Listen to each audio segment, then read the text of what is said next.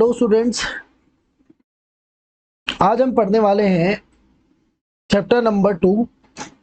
ठीक है, और चैप्टर 1 हमने खत्म कर लिया है पहले ही। ठीक है, और आपको पता होगा जैसे कि हम जो ये माइक्रो इकोनॉमिक्स के जितने भी लेक्चर ले रहे हैं माइक्रो इकोनॉमिक्स के रिलेटेड, ठीक है, वो हम टी.आर. जैन नाम के एक बुक से ले रहे हैं। और टी.आर. जैन क्यों ले रहे हैं, टी.आर. जैन के पीछे टी.आर. जैन बुक ही क्यों ले रहे हैं, संदीप गर्ग क्यों नहीं ले रहे हैं, इसके पीछे रीजन है, वो मैंने लेक्चर 1 में बता रखा है। ठीक है, तो मेरा नाम है विनीत और आज का लेक्चर चालू करते हैं। तो ये वाला जो चैप्टर है central problems of an economy, वो हम 2 पार्ट्स में बनाएंगे। पार्ट 1 जो होगा वो सिर्फ solution of central problems in different economies तक होगा, और जो पार्ट 2 होगा जिसमें पीपीसी और एमसीओ होगा, पीपीसी और एमओसी होगा, मार्जिनल अपॉर्चुनिटी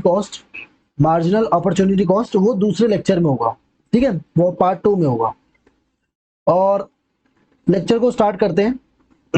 सबसे पहले देखते हैं, सबसे पहला पॉइंट है कि what is an economic problem. What is an economic problem. तो लास्ट लेक्चर में हम देख के आए हैं कि ह्यूमन वांट्स जो होते हैं वो अनलिमिटेड होते हैं।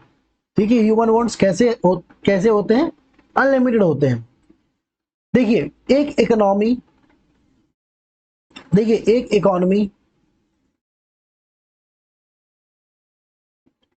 एक इकोनॉमी के अंदर हम एक इकोनॉमी जो होती है उस इकोनॉमी के अंदर वो सभी चीजें नहीं बनाई जा सकती जो एक इंडिविजुअल की वांट्स को, एक इंडिविजुअल के वांट्स को फुलफिल कर सकती है। ठीक है, क्योंकि हम पढ़ के आ चुके हैं कि जो रिसोर्सेज होते हैं वो कैसे होते हैं, स्कार्स होते हैं in nature.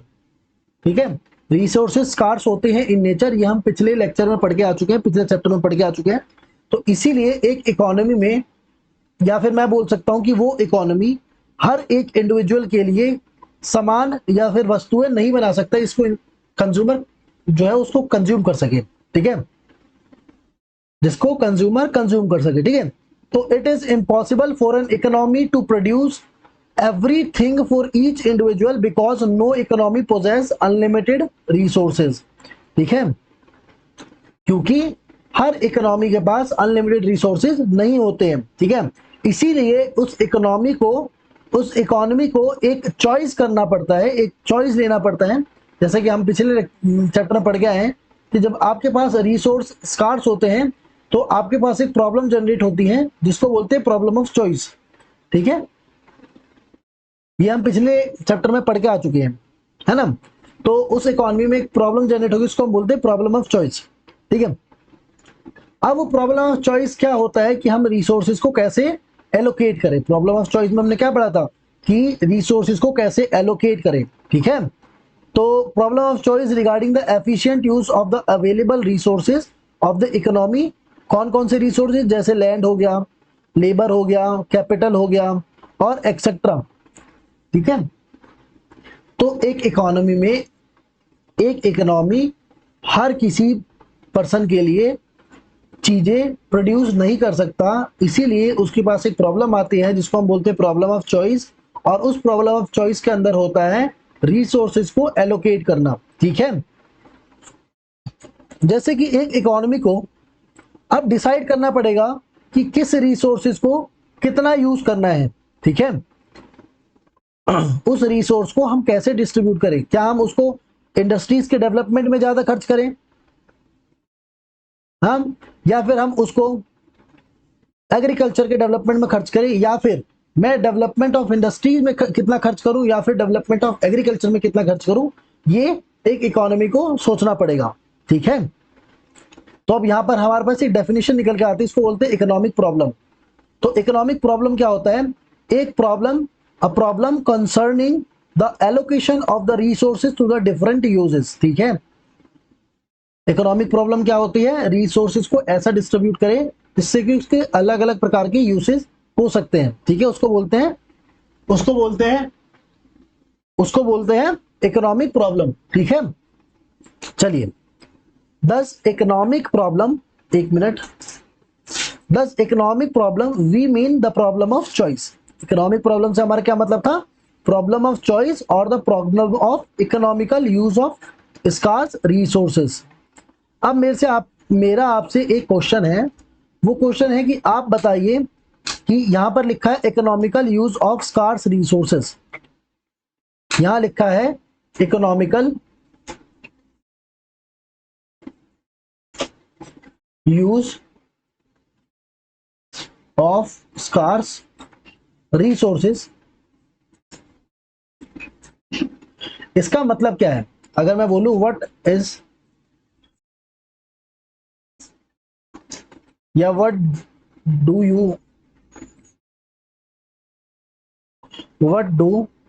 You mean by economical use of scarce resources, ये मेरा आपसे क्वेश्चन है, आप मेरे को कमेंट करके बताएंगे, ठीक है। अब इकोनॉमिक प्रॉब्लम एक इकोनॉमी के अंदर क्यों आती है, क्यों हमारे पास ये प्रॉब्लम जनरेट होती है, जिसको हम प्रॉब्लम ऑफ चॉइस बोलते हैं, जिसके अंदर हमें रिसोर्सेज के एलोकेशन के लिए रिसोर्स के एलोकेशन के बारे में सोचना पड़ता है, ठीक है। तो पहला है अनलिमिटेड वांट्स। अनलिमिटेड वांट्स कैसे, जैसे कि हम पहले पढ़ के आ चुके हैं पहले चैप्टर में, ठीक है। अब मैं बार बार पहला चैप्टर इसलिए कह रहा हूं क्योंकि वो चैप्टर एकदम बेसिक था, इसीलिए मैंने उस चैप्टर को 1 घंटे का पढ़ाया है, ठीक है। वरना वो चैप्टर आधे घंटे में खत्म करा सकता था, जैसे बाकी यूट्यूब वाले खत्म कराते हैं, लेकिन मैंने उसको एकदम एक्सटेंड करके एकदम अच्छे तरीके से समझाया है, ताकि आपको बाकी लेक्चर्स में प्रॉब्लम ना आए, ठीक है। चलिए, तो इकोनॉमिक प्रॉब्लम क्यों आती है, क्यों रेज होती है इकोनॉमिक प्रॉब्लम? सबसे पहला है अनलिमिटेड वांट्स। अनलिमिटेड वांट्स कैसे, देखिए इसका एग्जांपल लेके समझते हैं हम, कि एक एग्जांपल लेके चलते हैं, जैसे कि कार्स का। देखिए पहले अगर मैं कंपेयर करूं तो पहले कार्स का इतना डिमांड नहीं था, है ना, पहले कार्स का डिमांड इतना नहीं था, है ना। लेकिन अब तुम देखोगे कि हर दूसरे या चौथे पर्सन के घर पे आपको एक कार देखने को मिल जाएगा, है ना। ऐसा क्यों? हम क्योंकि हमारी इच्छाएं अनलिमिटेड होती है। इसके पीछे क्या है, मान लेते हैं कि चलिए आपको एक कार मैंने दे दी, ठीक है। अब आपको उस कार का नया मॉडल आ गया, तो आप फिर से बोलेंगे कि जी मेरे को फिर से कार चाहिए, ठीक है। अब फिर से उसका नया मॉडल आ गया, फिर बोलेंगे मेरे को फिर से कार चाहिए, फिर बोलेंगे आप फिर से कार चाहिए। तो आपकी जो इच्छाएं हैं वो कैसी हैं, अनलिमिटेड, जो कि अनसेटिस्फाइड वांट्स की कैटेगरी में आती है, ठीक है। ऐसी वांट्स को हम कभी सेटिस्फाई कर सकते हैं क्या? ऐसी वांट्स कभी सेटिस्फाई हो सकती है? देखिए उसके बारे में लिखा है कि human wants are unlimited, no man can satisfy all his wants fully, कोई भी इंसान अपनी इच्छाओं को पूरी तरीके से सेटिस्फाई नहीं कर सकता। Wants of all members of the society can not be fully satisfy at a given time, ठीक है। एक बार में पूरी सोसाइटी की वांट्स को हम सेटिस्फाई नहीं कर सकते इकोनॉमी, है ना। अब एक ही सोसाइटी के अंदर, मान लेते हैं एक ही सोसाइटी के अंदर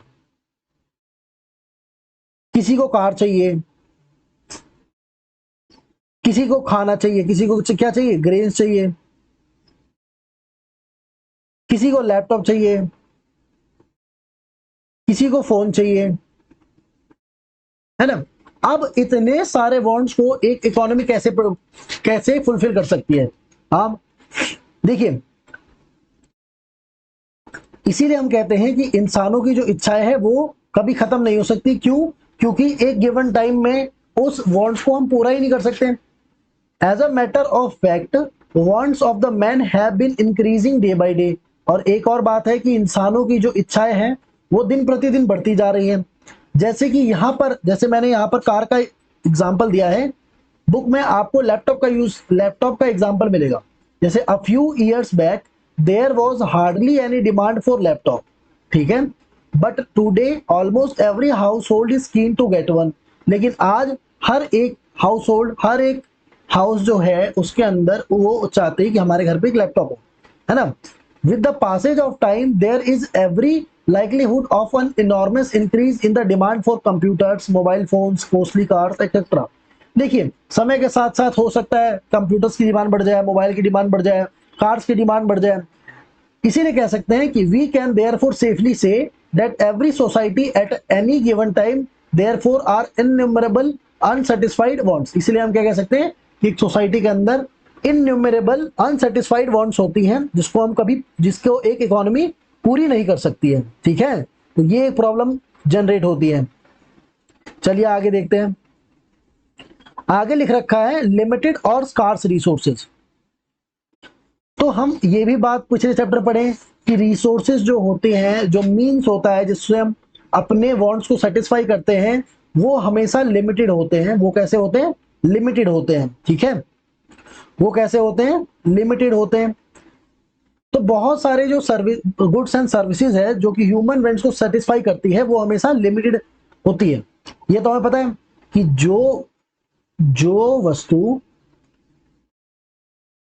जो वस्तु मनुष्य की इच्छाओं की पूर्ति करती है, वो कैसी होती है? हमेशा लिमिटेड होती है। समझ गए?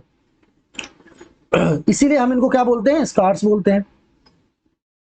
इसलिए तो हम इनको स्कार्स बोलते हैं, है ना। स्कार्स इसलिए बोलते हैं क्योंकि इनकी जो डिमांड होती है वो बहुत ज्यादा होती है, लेकिन रिसोर्सेज जो होता है वो बहुत ज्यादा कम होते हैं। ठीक है, डिमांड बहुत ज्यादा होती है और सप्लाई बहुत ज्यादा कम होती है।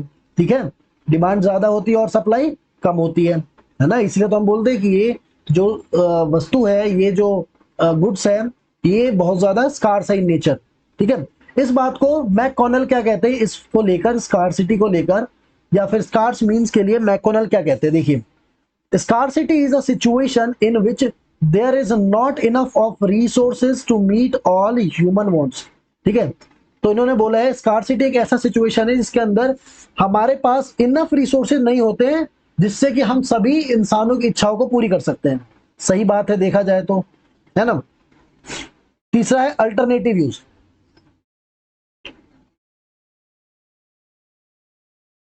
तीसरा है अल्टरनेटिव यूज। देखिए, अल्टरनेटिव यूज क्या होता है?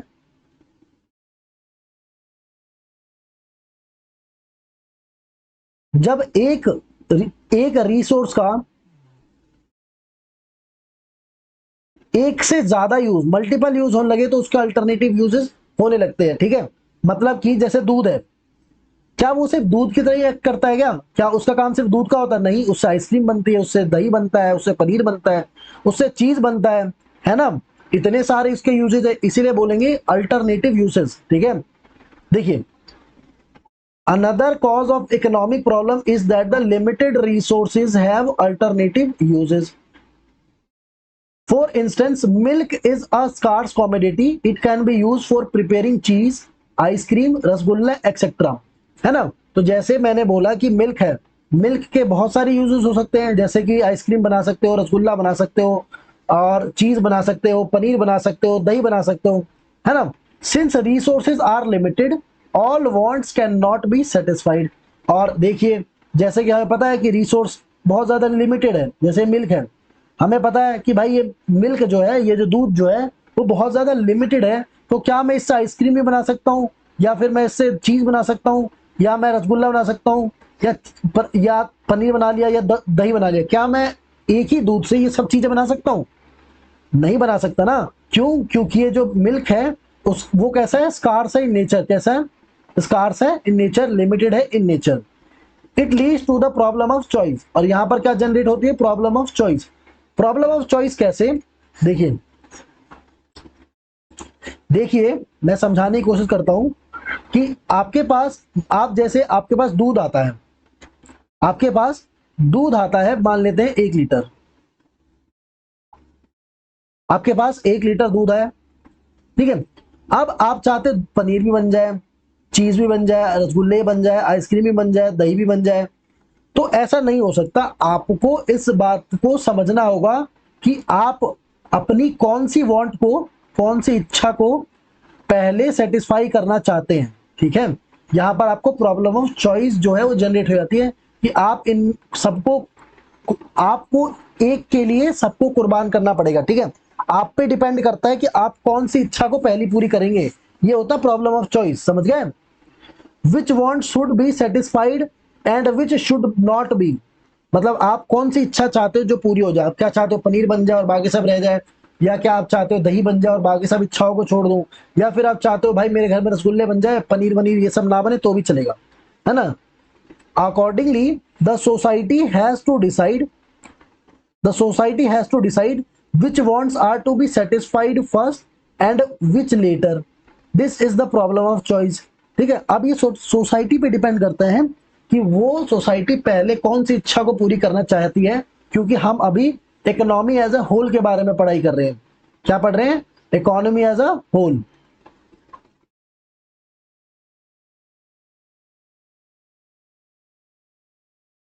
ठीक है, इकोनॉमी एज अ होल, क्योंकि पिछले चैप्टर में हम लोग टाइप्स ऑफ इकोनॉमीज पढ़ के आए हैं।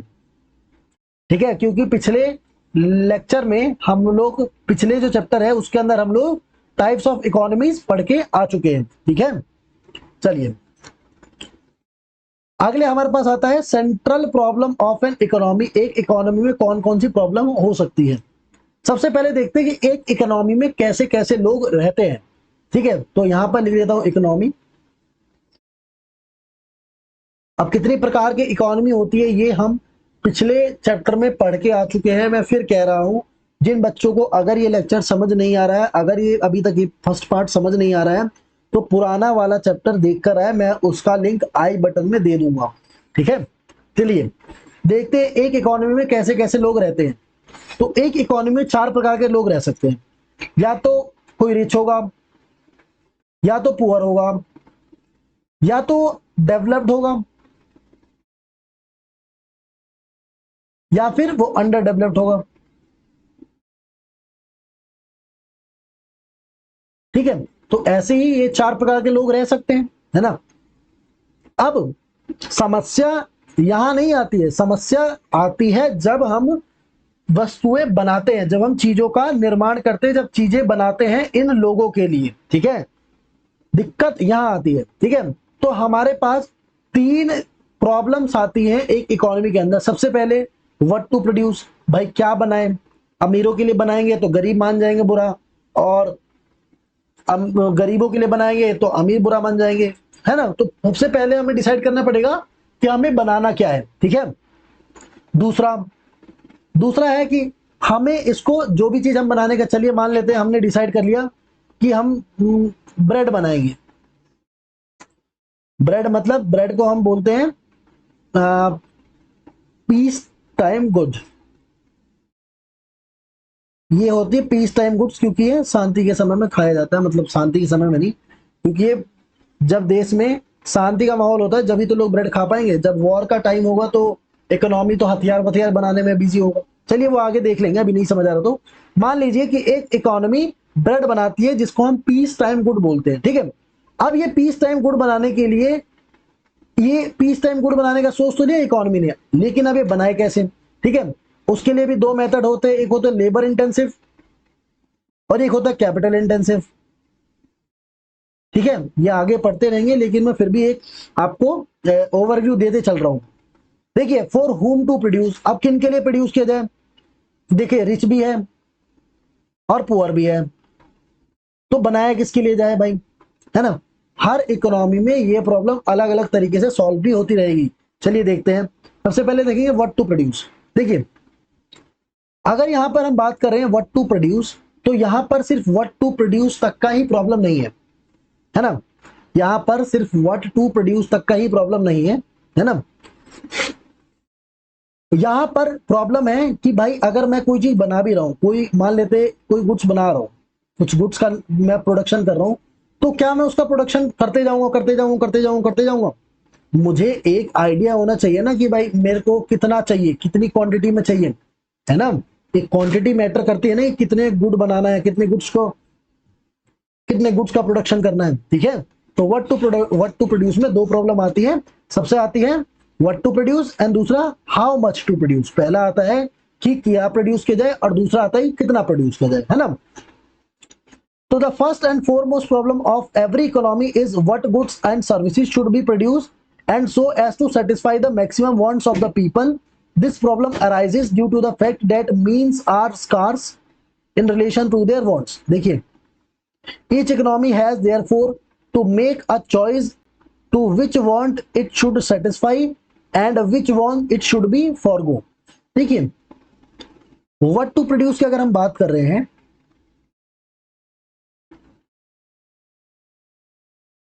तो हमें चीजों को ध्यान में लेके चलना पड़ेगा, जो कि हम लोग पढ़ के आ चुके हैं। पहला कि जो रिसोर्सेज हैं वो स्कार्स है इन नेचर में, है ना, ये ध्यान में लेके चलना पड़ेगा। अब एक इकोनॉमी सारे सामान तो नहीं बना सकते ना, सारी वस्तुओं का निर्माण तो नहीं कर सकती है ना।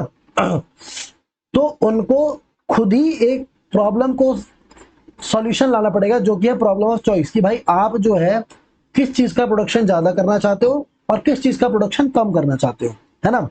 मैं फिर से बोल रहा हूं, एक इकोनॉमी क्या चाहेगी कि भाई कौन सा वस्तु है जिसका प्रोडक्शन मेरे को ज्यादा करना चाहिए जिसमें मेरे को ज्यादा रिसोर्स लगाना पड़ेगा, और कौन सा प्रोडक्शन है जिसको मेरे को थोड़ा कम करना चाहिए जिसमें मेरे को रिसोर्सेज भी कम लगेगा, है ना। ये डिपेंड करता है सिचुएशन पे, ठीक है।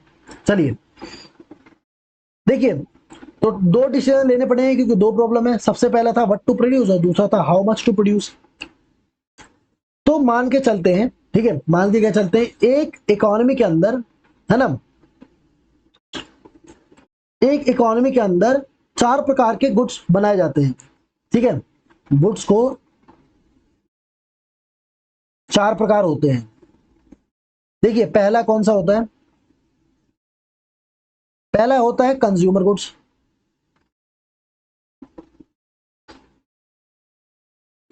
दूसरा होता है कैपिटल गुड्स,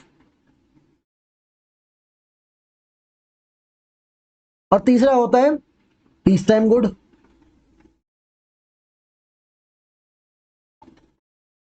चौथा होता है वॉर टाइम गुड्स।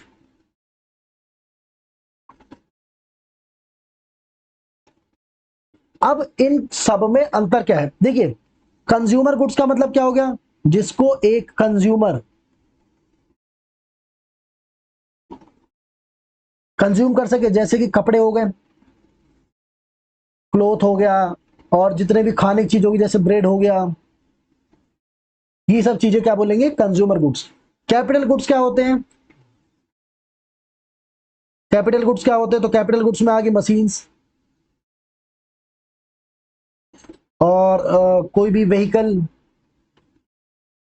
ठीक है, टूल्स, ये सब कहां आते हैं, कैपिटल गुड्स के अंदर, ठीक है। अब आ गया piece time goods.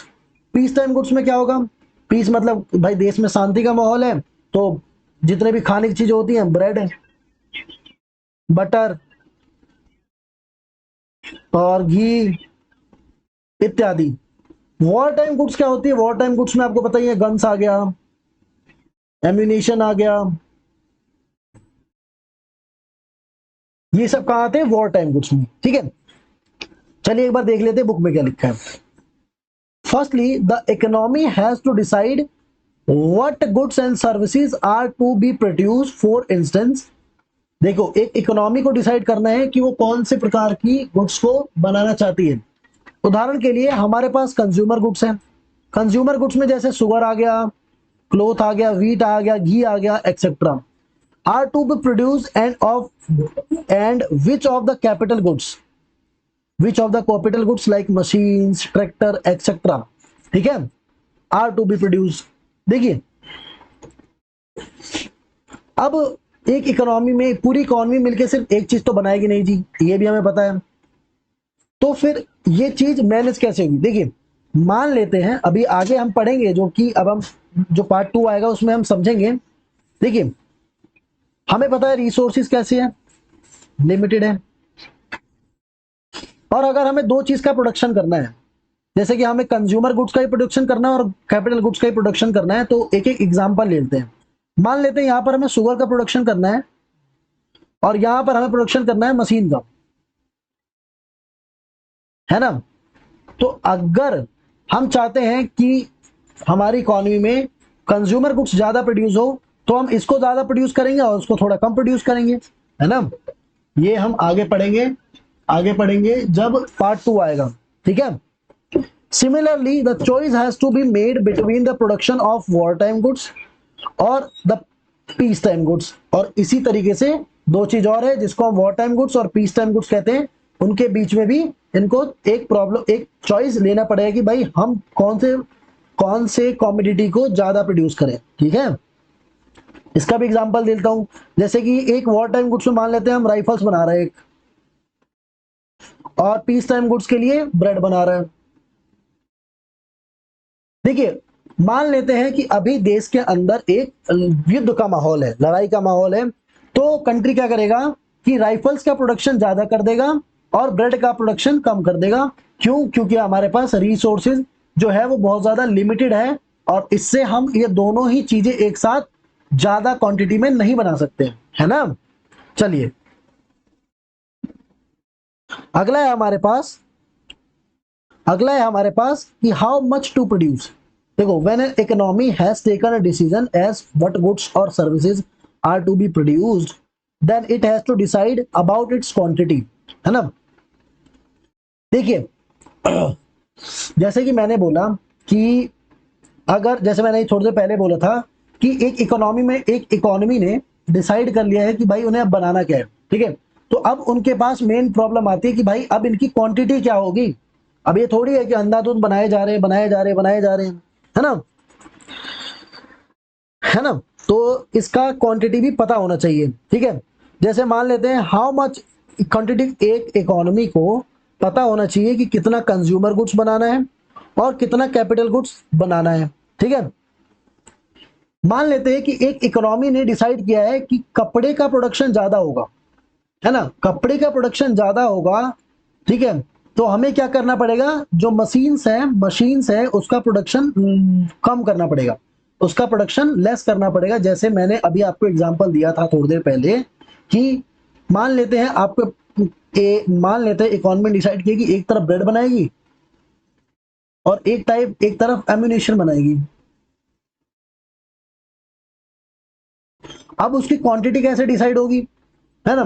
Quantity decide कर लेते हैं, मान लेते हैं कि इकोनॉमी ने सोचा कि हम ब्रेड का प्रोडक्शन ज्यादा करेंगे, तो अगर ब्रेड का प्रोडक्शन ज्यादा करेंगे तो एम्यूनेशन का प्रोडक्शन कम करना पड़ेगा। ये हो गया हाउ मच टू प्रोड्यूस, ठीक है। चलिए, दूसरा आ गया how to produce. How to produce में हमारे पास दो ऑप्शन है। हाउ टू प्रोड्यूस में हमारे पास दो ऑप्शन है। पहला ऑप्शन जो है वो है लेबर इंटेंसिव, दूसरा है कैपिटल इंटेंसिव। पहले में हम या तो लेबर का यूज कर सकते हैं कोई भी चीज बनाने के लिए, या फिर कैपिटल का यूज कर सकते हैं। चलिए, the second main problem of an economy is how to produce goods और how to organise production. This problem is concerned with the choice of technique of production, ठीक है। इसके अंदर हम क्या देखते हैं कि किस टेक्निक से हम चीजों को बनाएंगे, है ना। For example, production of cloth is possible either by handloom और बाई मॉडर्न मशीन्स। उदाहरण के लिए उन्होंने दिया है कि अगर आपको कपड़े बनाने हैं तो आपके पास दो ऑप्शन है। अगर आपको कपड़े बनाने हैं तो आपके पास दो ऑप्शन है, या तो आप क्या करें, या तो आप हाथों से बनाएं, या तो आप मशीन्स का यूज करें, ठीक है। अब ये प्रॉब्लम क्यों अराइज हुई है, देखिए, सबसे पहले ये समझिए कि इन दोनों में फर्क क्या है, कि हम मशीन से बनाएंगे तो क्या फर्क होगा और लेबर इंटेंसिव का यूज करेंगे तो क्या फर्क होगा। तो एक तरफ लेबर लिख देता हूं और एक तरफ मैं मशीन लिख रहा हूं, ठीक है। देखिए, सबसे पहले लेबर्स को हमें पे करना पड़ेगा, जो कि हमें खर्चा ज्यादा आएगा। दूसरा, अगर मैं मशीन्स का यूज करूंगा तो उनको पे नहीं करना पड़ेगा, बस उसको मैनेजमेंट का कॉस्ट लगेगा जो कि मिनिमल होगा। पे मिनिमल मान लेते हैं, इसको कम ही पैसा देना पड़ेगा ना, ठीक है। दूसरा, अगर लेबर्स काम करेंगे, ठीक है, लेबर्स काम करेंगे तो उनके लिए बहुत सारी चीजें, जैसे आजकल ईपीएफ चलता है, ईएसआईसी, ये सब बनाना पड़ेगा। लेकिन यहीं पर मशीन्स काम करेंगी तो इन सब चीजों का जरूरत नहीं है। तीसरा, ये ज्यादा कॉस्टली पड़ेगा और ये ज्यादा इकोनॉमिकल पड़ेगा, है ना, मशीन से ज्यादा इकोनॉमिकल पड़ेगा, है ना। चलिए आगे देखते हैं। तो लिखा है, तो this problem is concerned with the efficient use of resources. ये प्रॉब्लम क्यों आती है, ताकि हम रिसोर्सेज का अच्छी तरीके से यूज कर सकते हैं। देखो, मशीन्स का यूज करते हैं तो it implies more production at less cost, ठीक है। मशीन्स का यूज करेंगे तो क्या होगा कि प्रोडक्शन ज्यादा होगा और पैसे हमें कम लगेंगे, है ना। तो हमारे पास दो टेक्निक है, जैसे मैंने आपको बताया कि हमारे पास दो टेक्निक है जिससे हम चीजों का प्रोडक्शन कर सकते हैं। पहला था लेबर इंटेंसिव टेक्निक, पहला क्या था, लेबर इंटेंसिव टेक्निक, है ना जी। पहला क्या था, लेबर इंटेंसिव टेक्निक। इसके अंदर लेबर यूज होते हैं कैपिटल से ज्यादा, मतलब मशीन का कम यूज होता है और लेबर्स का ज्यादा यूज होता है, ठीक है। और कैपिटल इंटेंसिव टेक्निक में क्या होता है कि भाई यहाँ पर कैपिटल का यूज ज्यादा होगा, मशीनों का यूज ज्यादा होगा और लेबर का यूज कम होगा। देखा, देखिए लिखता है under this technique capital is used more than labour and economy must decide as to which technique is to be used in a given industry so that the productivity is raised and cost is lower. अब ये depend करता है उस economy पे कि वो कौन से टाइप ऑफ प्रोडक्शन को वो यूटिलाइज करेंगे, ठीक है, किस चीज को कंज्यूम करेंगे। तो चलिए एक क्वेश्चन है, एक और क्वेश्चन है कि which mode of production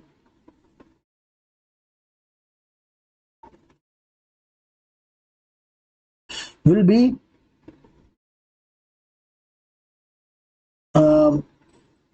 most suitable for India.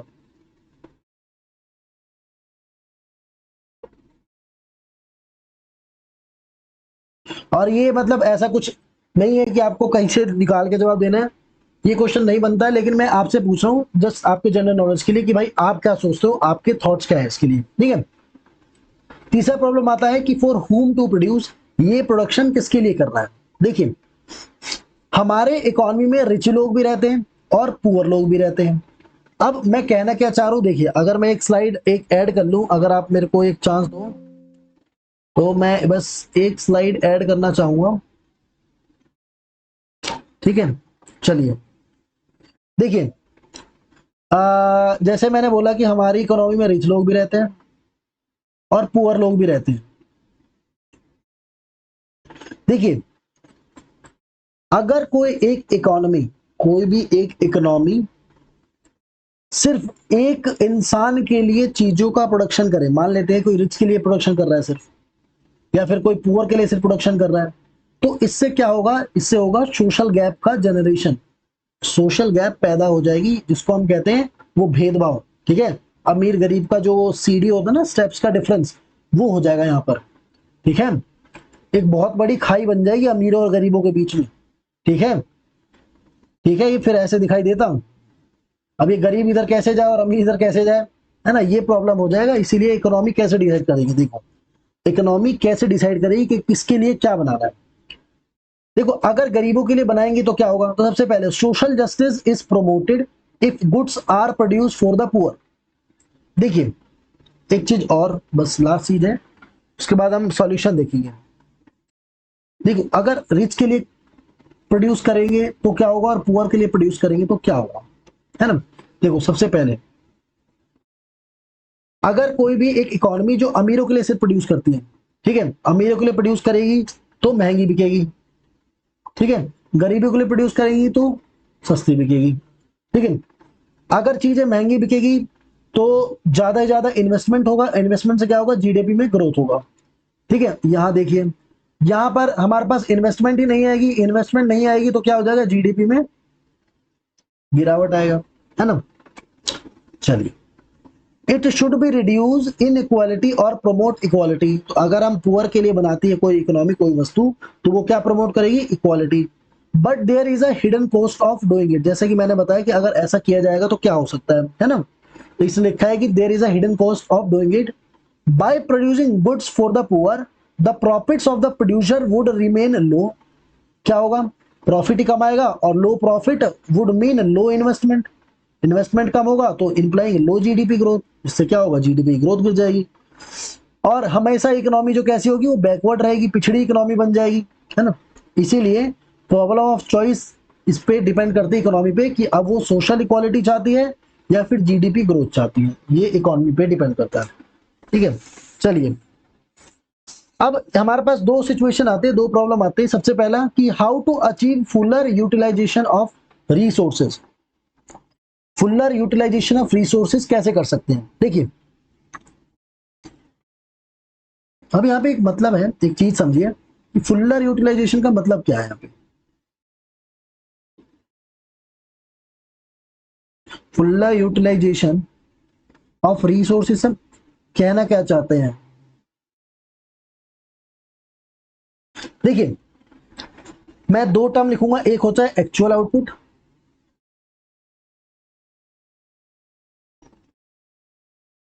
और एक पोटेंशियल आउटपुट।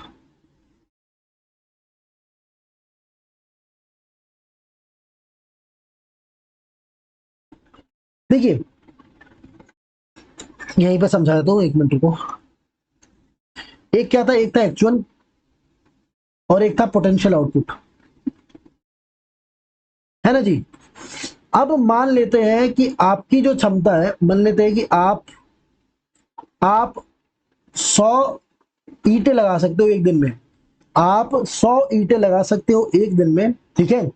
लेकिन आपने कितनी लगाई, सिर्फ 60, ठीक है। आप 100 ईंटें लगा सकते थे एक दिन में, लेकिन आपने लगाई 60। वो हो गया हमारा एक्चुअल ग्रोथ कि भाई एक्चुअल में क्या हुआ। और आपकी पोटेंशियल कितनी थी, 100। तो ये हो गया हमारा पोटेंशियल आउटपुट, जो कि आप दे सकते थे लेकिन आपने दिया नहीं, ठीक है।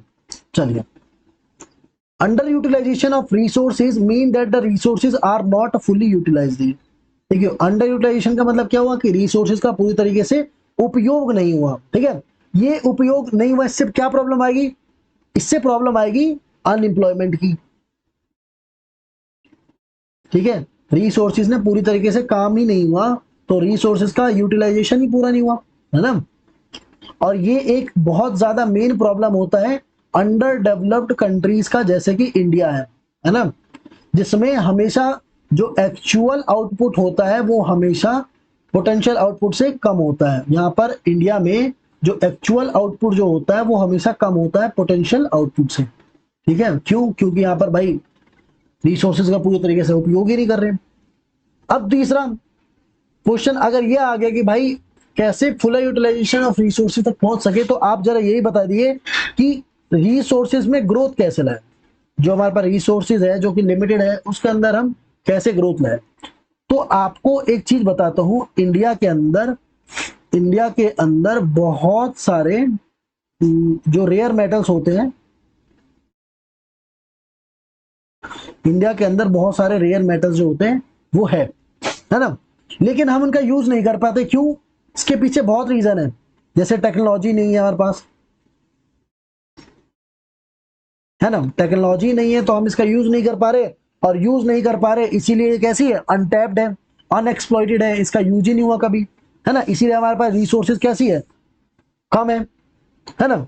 तो ये कैसे कर सकते, कैसे कह सकते हैं मैं कि लैक ऑफ टेक्नोलॉजी की वजह से हमारे पास जो रिसोर्सेज है उसकी कमी है। और अगर इसको हमें हटाना है, अगर हम चाहते हैं कि अपने रिसोर्सेज, अपने जो रिसोर्सेज है उसके अंदर ग्रोथ हो, तो हमें टेक्नोलॉजी में एडवांसमेंट करना पड़ेगा।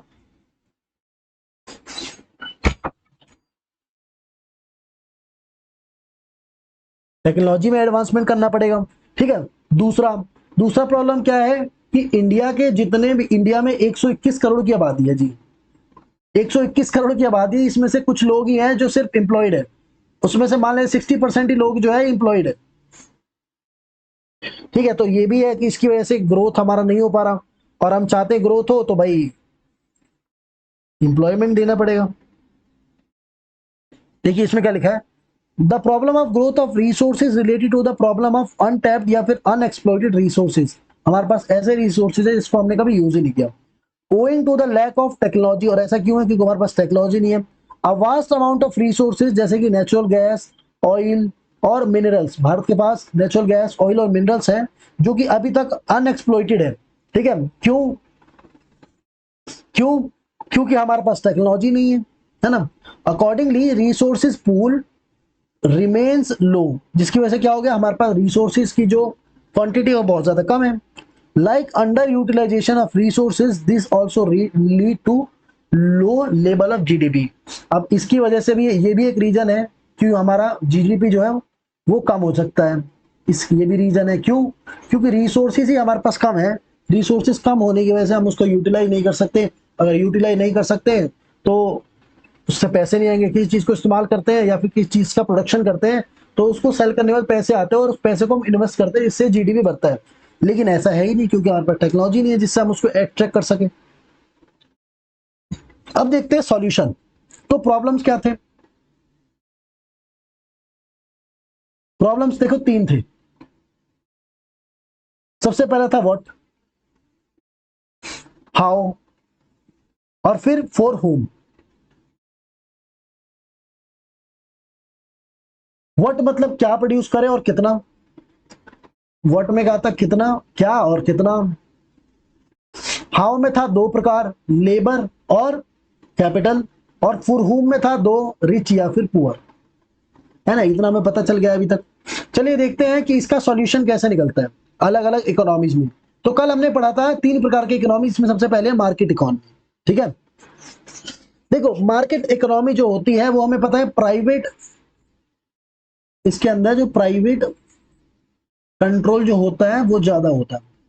और हमें पता है प्राइवेट लोग क्या चाहेंगे भाई, प्रॉफिट ज्यादा हो। तो वो उसी चीज का प्रोडक्शन करेंगे जिससे प्रॉफिट है। और इनका जो टेक्नोलॉजी होगा वो कैसा होगा, कैपिटल इंटेंसिव होगा। कैपिटल इंटेंसिव क्यों होगा, इसके पीछे का रीजन है कि भाई कैपिटल्स का यूज करेंगे जिससे क्या होगा, खर्चा कम आएगा। और खर्चा कम आएगा तो क्या होगा, इन्वेस्टमेंट ज्यादा होगा। और इन्वेस्टमेंट ज्यादा होगा तो क्या होगा, हमारा प्रॉफिट भी ज्यादा होगा। क्यों, क्योंकि फिर हम फिर से इन्वेस्टमेंट कर सकते हैं। तीसरा, फॉर होम टू प्रोड्यूस, ये किसके लिए प्रोड्यूस करेंगे, तो ये उसके लिए प्रोड्यूस करेंगे जो उसको खरीदने के लिए तैयार है, जो विलिंग टू,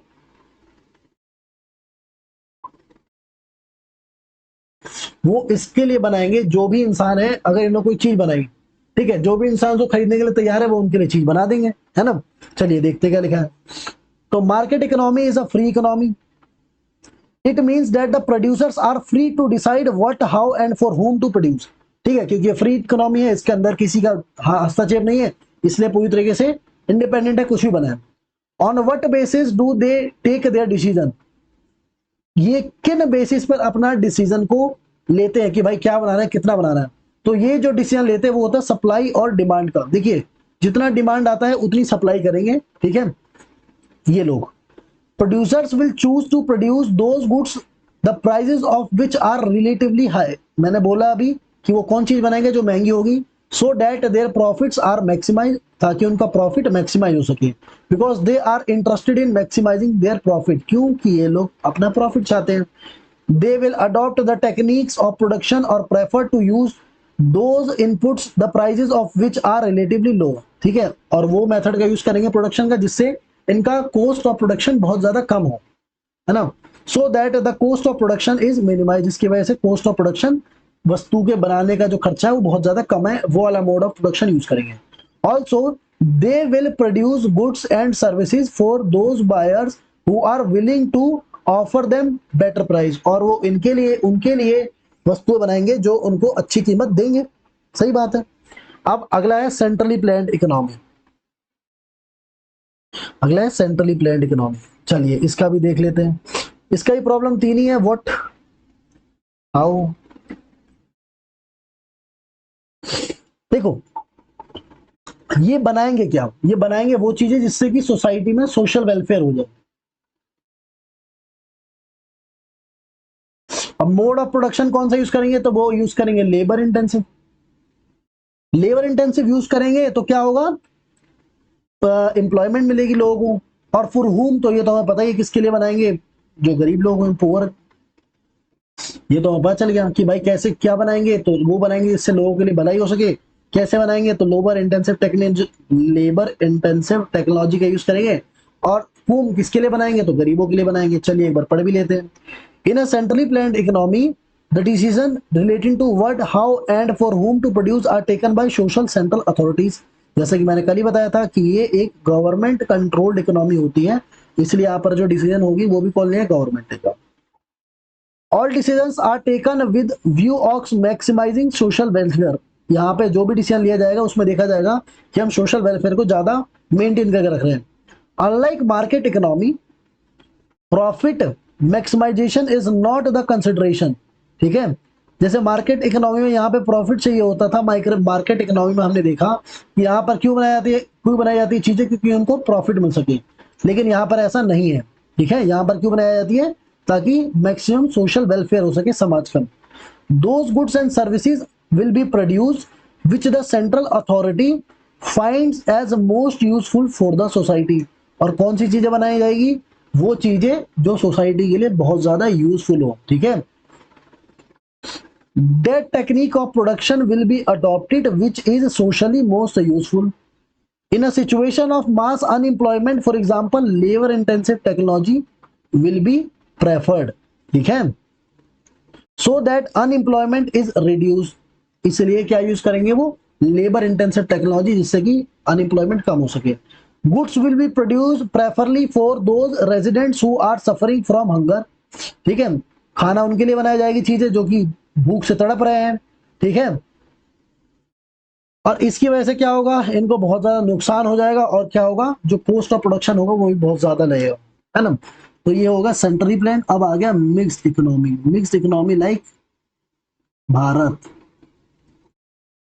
अच्छा, कल मैंने पढ़ाया था ना, तो आप मेरे को बताओ मार्केट इकोनॉमी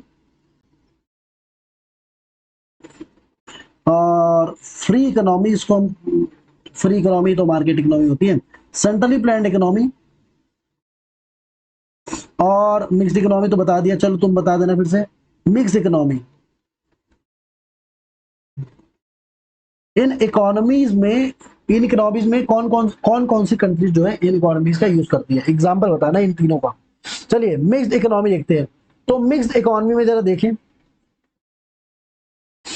देखिए मिक्स्ड इकोनॉमी में जो प्रॉब्लम है, फिर से वही व्हाट, ओ सॉरी, हाउ को हुम लिख रहा हूं, हाउ और हुम। यहां पे तीन प्रॉब्लम है। सबसे पहले व्हाट, तो ये मिक्स्ड है तो डिपेंड करेगा। अगर कोई प्राइवेट फर्म बनाना चाहती है तो वो हमेशा कैपिटल यूज करेगी, अगर गवर्नमेंट कोई चीज बनाना चाहती है तो वो लेबर इंटेंसिव यूज करेगी। हाउ, ओ उल्टा लिख दिया, नीचे वाले का ऊपर, ऊपर वाले का नीचे लिख दिया। बट क्या प्रोड्यूस करेंगी? देखो जो प्राइवेट होंगे इसके अंदर, वो क्या प्रोड्यूस करेंगे? वो जिससे, जो कि जिसका डिमांड ज्यादा हो उसका प्रोडक्शन होगा। और गवर्नमेंट क्या प्रोड्यूस करेगी? वो जिससे ज्यादा सोशल वेलफेयर हो। हाउ, प्राइवेट यूज करेगी कैपिटल इंटेंसिव, और जो गवर्नमेंट यूज करेगी वो होगी क्या? Labour intensive. होम, तो प्राइवेट वाले हमें पता ही है भाई किसके लिए बनाएंगे, और गवर्नमेंट वाले पता चल ही चुका है किसके लिए बनाते हैं। चलिए देख लेते हैं। Mixed economy combines the merits and avoids the demerits of market and centrally planned economies। ठीक है, decision regarding what, how and for whom to produce are taken on the basis of market forces as well as on the social consideration। ठीक है, तो पहला market forces मतलब supply demand को देखकर बनाया जाता है, और सोशल कंसिडरेशन लोगों के लिए भी सोचा जाता है, सोशल वेलफेयर के लिए भी बनाई जाती है। In certain areas of production producers are free to take their decisions. जैसे मैंने बोला कि भाई कुछ ऐसा एरिया होता है जहां पर वो लोग फ्री है कि भाई कुछ भी बनाए जो उनका मन। ठीक है, क्यों? ताकि वो प्रॉफिट अर्न कर सके, है ना। In certain other area decision are taken entirely on the basis of social consideration. और दूसरी जगह पर बाकी जो डिसीजन लिए जाते हैं वो ये देख कर लिए जाते हैं कि समाज में क्या इससे प्रभाव पड़ेगा भलाई के लिए, वगैरह वगैरह, है ना। जैसे उदाहरण के लिए in India producers are free to produce cloth और steel to maximise their profit. India में जितने भी स्टील प्लांट्स है, जितने भी कपड़े की इंडस्ट्रीज है, वो अपने चीजें कैसी बनाए, वो फ्री है बनाने के लिए, ताकि वो उस पर प्रॉफिट अर्न कर सके ना, जब तो टैक्स देंगे। ठीक है, लेकिन जो रेलवेज है, इंडियन रेलवेज है, उनकी मोनोपोली है पूरे गवर्नमेंट में, है ना। इसीलिए जो वो रेलवे का फेयर होता है, रेलवे का फेयर होता है वो बहुत ज्यादा मिनिमल होता है, बहुत ज्यादा मिनिमल होता है। ठीक है, या फिर हम कह सकते हैं नॉमिनल रेट, है ना। क्यों? ताकि उसको पुअर पीपल भी अफोर्ड कर सके। समझ गए? और यहां पर ये चैप्टर हो चुका है समाप्त। एक मिनट, कुछ चीजें बतानी है आपसे मेरे को, कुछ चीजें डिस्कस करनी है। अरे तो डिस्कस कर लेते हैं कुछ चीजें। देखिए सबसे पहला काम, अगर आपने यहां तक ये देखा है हमारा वीडियो, ठीक है, तो यार सब्सक्राइब करके जाना। ठीक है, और अच्छा लगा हो तो यार एक लाइक भी डाल देना। ठीक है। और अपने दोस्तों को शेयर कर देना, अगर तुम्हें अच्छा लगे भाई, तुम चाहते हो कि तुम्हारे दोस्त भी थोड़े से पढ़ ले, थोड़ा नॉलेज आ जाए, तो दोस्तों को शेयर कर देना। बाकी बाकी इसका जो पार्ट 2 आएगा, 1 मिनट, हाँ, बाकी जो पार्ट 2 आएगा उसमें हम पीपीसी और एमओसी के बारे में पढ़ेंगे, तो वो लेक्चर ज्यादा डिटेल में होगा, इसीलिए तैयार रहना, ठीक है जी। तब तक के लिए सही बच्चों को जय हिंद, और मिलते हैं अगले चैप्टर के अंदर।